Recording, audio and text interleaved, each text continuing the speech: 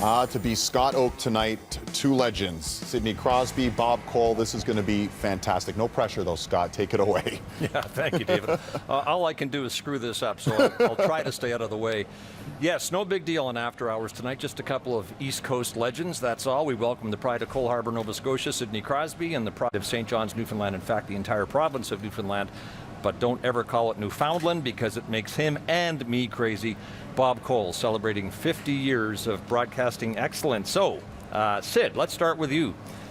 Bob has clearly, over the course of 50 years, been the soundtrack of many people's hockey lives, yours included, I should imagine. Of course, yeah. I mean, you think of Hockey Night in Canada, you think of his voice and calling all those games every Saturday night. So, yeah, it's been fun over the years, and he's been doing it a long time. So, Bob, one thing I've known about you for the entire length of your career, cornerstone of it is that you've always wanted the focus of the audience to be on the game and not on the person calling it, be it you or somebody else. But last Saturday in Ottawa, we had this. The game, and congratulations on your illustrious career.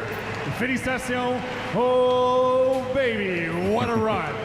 And tonight in Vancouver, we had more recognition from fans and players. So I guess the question is, how do you feel about being the focus? Crazy. It's a bit much everywhere. I appreciate the thoughts, but hey, we're all here to do a job, right, Sidney? And we have to try to stay focused on what we're doing.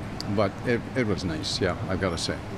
I should fill people in on my long history with you. Okay. My teenage years. No, my teenage years, I grew up in Newfoundland, yep. And my first job was sports announcer at CBNT, now CBC Newfoundland. And Bob was then the anchor of the newscast, and I would watch him work all week and then fly all over the continent and the country on the weekends to call hockey games either on CBC Radio or Hockey Night in Canada. I used to say to myself, man, if I could just have a life like that. And here you are. And I did years later, and I still do, thanks in large part to the chance to look at how well you worked and the sage advice you used to give me back in the 70s when you'd look at me at CBNT and say, Scott, you're a weird duck, and nothing has changed, apparently.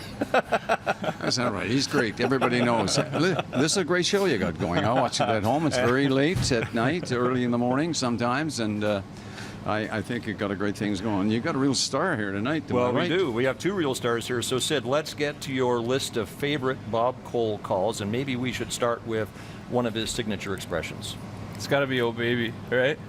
Yeah, that's definitely the one that I always think about. Yeah, that's a great call. There it is. Special. Special guy. Two special guys, Sidney Crosby and Mario Lemieux. So wow. Here then, Bob, is the tweet from Josh the Zamboni guy. He asked the question. We got a ton of these tweets, but he's the one asking it here. Oh, baby, where does it come from? I have no idea. I have no idea. My daughter, who's Megan, with me tonight, one of three daughters, and somebody asked her that one time somewhere, and she said, they used to say that around the kitchen. Drop something and, oh, baby, I'm in trouble. You know, it happens. And Mario made it, yeah, you're right, that was a great goal. Why would you not say, well, oh, baby? Sydney's elicited a few "oh babies" from you as well. Imitation is the sincerest form of flattery, Sidney, and young hockey players all over the country, I'm sure at times, had a Bob Cole impression going. Did you? I don't know, there were so many, but Here We Go on a Saturday night, that was one I remember. They're Going Home.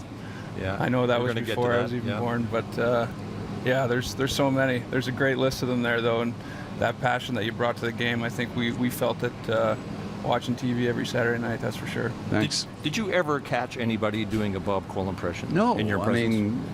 I mean, I wouldn't recognize it anyway. I would think that somebody's losing it.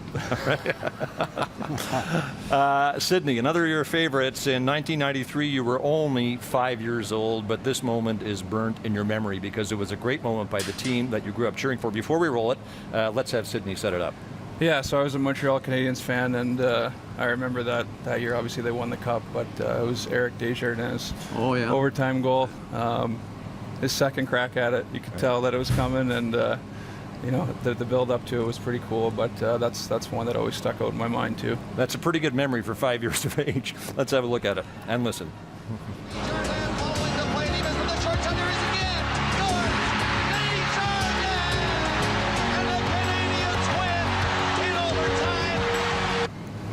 Wow. Overtime. I think that call, Bob, speaks to your ability to raise the level of the game to where you think it needs to go without going over the top. You've always had the ability to sit back and let the game speak for itself. And here's a couple of examples before we get your answer. They are leaving the ice. They're going to go. They're going home. They're going home. Yeah, they're going home. In 72 in Moscow. We stayed, and we took it all. And in 74, and now the Philadelphia Flyers threw them around a little bit, and they're going home. Okay, that wasn't actually the one I was hoping for. We had a couple of examples of you all right, we got ahead of ourselves, but let's have a look at the examples of you stepping aside when you think the game needs to speak for itself. Here we go. 3 goals, 10 seconds.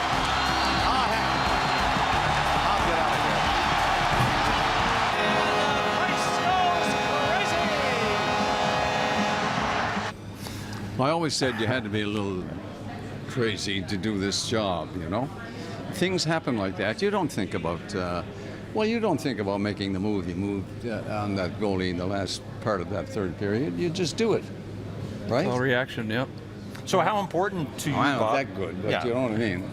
Well, no, we could say that you're the equal in broadcasting to No. Sidney Crosby on the ice. Why not? Nobody's equal That's to what we're this. talking about here tonight. So how important has it been to you during your career to step aside on occasion and let the moment carry itself? Oh, it's just loving the game. That's all it is. Growing up on the ponds like Sidney did, and it's just being in the game and feeling how the players feel. I think, and being nervous when they're nervous, and having butterflies, and wondering who's going to score next and who's going to win the game, and the crowd is loud and louder again. It's a great life. It beats working. All right, let's get back to another one of your favorites, Sidney. We saw it earlier, they're going home. How did that call, which Bob made 11 years before you were born, end up being one of your favorites? Just because I remember it, it was, and the emotions just so raw. You can tell, it's so real, and he's describing the moment, but at the same time, he himself can't even believe that that's happening. So I think you can feel that in the audience, and certainly feel it from his voice and his expression. It was so organic, so natural, clearly nothing that you ever could have planned for. What do you think when you hear it 42 years later? Told you have to be a strange person to do these things. I don't know. But I'm glad to have the opportunity. It was a classic moment. A tweet from Jim LaPosta. He says, as an American, I don't have the pleasure of 50 years of regularly listening to Bob, but sure have enjoyed the last 20 or so on cable.